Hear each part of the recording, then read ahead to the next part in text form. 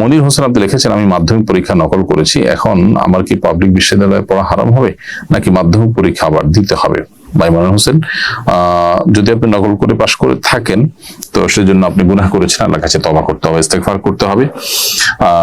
তবে যথাযথ প্রক্রিয়া আপনি অংশগ্রহণ করেছেন, করে পাবলিক পরীক্ষা বিশ্ববিদ্যালয়ে আপনি ভর্তি হয়েছেন, তো সেটা হারাম হবে না আপনার জন্য আগের পরীক্ষা নকল করার কারণে।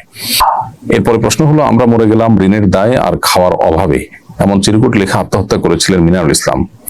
আত্মহননের আগে তিনি হত্যা করেছিলেন স্ত্রী ও 2 সন্তানকে। নিহতদের নামে 40 অনুষ্ঠিত হয়েছে। এই আয়োজন করতেও আবার পরিবারকে ঋণ নিতে হয়েছে। অনেক স্থানে 40 করাকে অনিবার্য মনে করা হয়, না করলে মানুষ কূট কথা বলে। এবারে কিছু বলুন প্লিজ।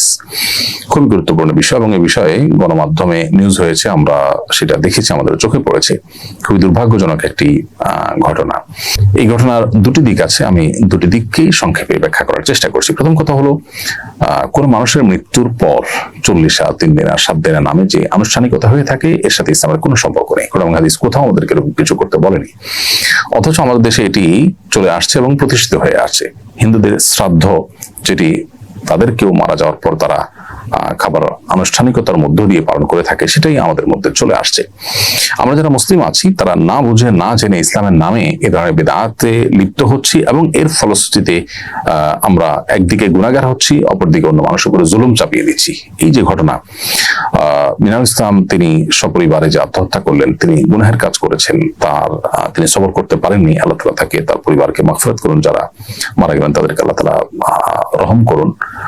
এবং মিনারুল ইসলাম যিনি নিজে কষ্ট সহ্য না করতে পেরে এই ঘটনা ঘটিয়েছেন, আল্লাহ তাআলা তাকেও ক্ষমা করুন, আমরা দোয়া করি, সেটা ভিন্ন বিষয়। কিন্তু তাদের মৃত্যুর পর যেখানে তারা ঋণগ্রস্ত হয়ে মারা গেছেন, সেখানে তাদের ঋণ পরিশোধ করবার জন্য সমাজের মানুষের উদ্যোগ নেওয়া দরকার ছিল। তা না করে তারা আবার তাদের পরিবারের উপরে 40 চাপিয়ে দিয়েছে এবং সেখানে প্রায় 100 বা কম বেশি মানুষ সেখানে খেয়েছে। তো এটা কত বড় নির্মমতা সেটা বলার অপেক্ষা রাখে না। ধর্মের ভুল ব্যাখ্যা যদি সমাজে প্রতিষ্ঠিত হয় তাহলে সেক্ষেত্রে মানুষ ক্ষতিগ্রস্ত হয়, এটা তার একটা উদাহরণ। বাংলাদেশের মানুষ যেহেতু ধর্মপ্রাণ, অতএব এখানে ধর্মের সঠিক শিক্ষা, ধর্মের সঠিক চর্চা, এটা অনেক গুরুত্বের সাথে থাকতে হবে। না থাকলে আমরা দিন শেষে ক্ষতিগ্রস্ত হব। এই ঘটনার দ্বারা সেটি বোঝা যাচ্ছে। এরকম আরো অনেক ঘটনা হয়তো ঘটে থাকে।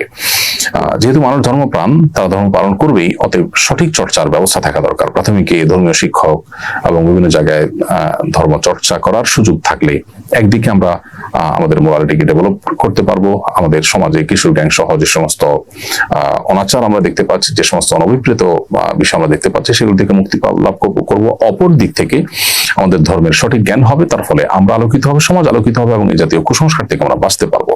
ইসলাম কোনো মানুষের মৃত্যুর পর 40 3 দিন আর 7 দিন এরকম কোনো আনুষ্ঠানিকতার কথা বলেনি, অথচ এটাকে আমরা সমাজে অনেকেই খুব গুরুত্বের সাথে পালন করে থাকি। এটা দুর্ভাগ্যজনক একটি বিষয়।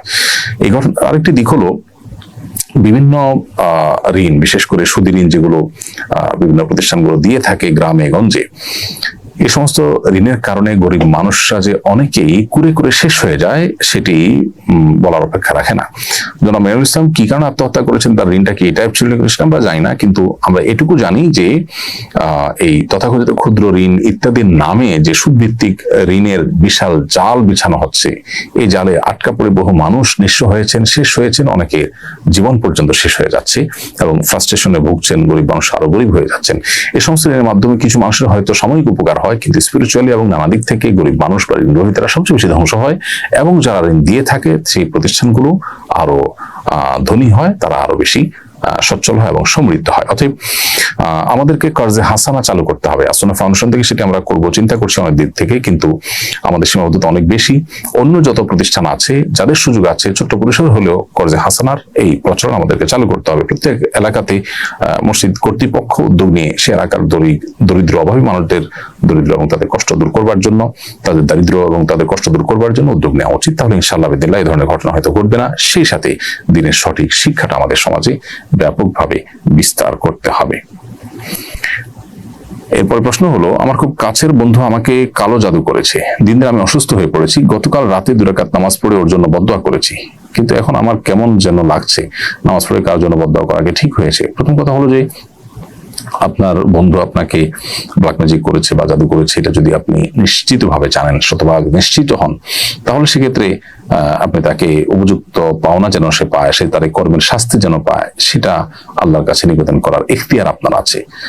এটা হলো প্রথম কথা। দ্বিতীয় কথা হলো, যদি সে আপনার কালো জাদু করেছে এরকম কোনো নিশ্চয়তা আপনার কাছে না থাকে, বরং শুধু ধারণা হয়, ধারণার ভিত্তিতে আপনি তার জন্য আসলে বদদোয়া করা, অকল্যাণ কামনা করা কিংবা তাকে খারাপ মনে করার কোনো কারণ নেই।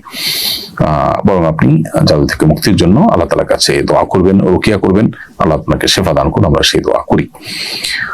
এরপর প্রশ্ন হলো, আমি নার্সের কাজ করি, অনেক সময় পুরুষ রোগীর শুশ্রূষা করতে হয়, গোসল করানো, প্রস্রাবের সময় সহযোগিতা, মৃত্যু পথযাত্রী, রোগীর সাথে রোগীর পাশে থাকা সহ অনেক ব্যক্তিগত কাজ করতে হয়। একজন নারী নার্স হিসাবে এ ধরনের দায়িত্ব পালন করা শরীয়তের দৃষ্টিতে কেমন? প্রথম কথা হলো যে পুরুষ রোগীদের জন্য পুরুষ নার্স রাখা উচিত, এটাই হলো ইসলামের নির্দেশ। দুর্ভাগ্যজনক বাস্তবতা, মুসলিম সংখ্যাগরিষ্ঠ দেশেও সেই কালচার গড়ে ওঠেনি এবং আমরা পশ্চিমা কালচারকে অন্ধের মতো নিজের গায়ে মাখাচ্ছি। আমাদের যে দিনী চেতনা সেটাকে আমরা একেবারে অ্যাভয়েড করছি এবং বলতে গেলে আমাদের উপরে চাপিয়ে দেওয়া হচ্ছে। কালচারালি আমরা খুবই মাইনর এবং খুবই সংখ্যালঘু হয়ে বসবাস করছি এই দেশে এবং এই পৃথিবীতে। খুব দুর্ভাগ্যজনক বাস্তবতা।